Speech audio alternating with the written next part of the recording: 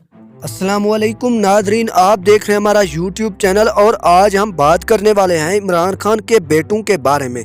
जी हाँ दोस्तों, इमरान खान के बेटे कासिम और सलमान इमरान खान से मिलने के लिए लाहौर पहुंच गए, जिस पर इमरान खान ने उनका इस्तकबाल किया और इमरान खान ने उन्हें गले लगाया। इमरान खान ने अपने बेटों से क्या बातचीत की, आज हम इसी हवाले से बात करेंगे।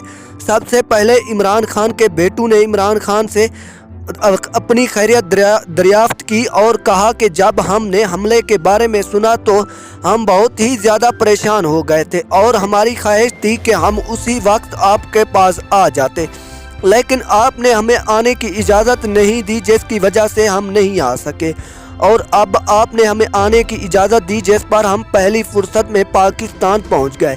इसके बाद उन्होंने कहा कि हमारी वालदा भी आप पर हमले का सुनकर काफ़ी ज़्यादा परेशान हूँ। इसके बाद कासिम और सलमान ने कहा कि आपकी खैरियत जानकर हमें बहुत ज़्यादा खुशी हुई और हमारी परेशानी में थोड़ी कमी आई।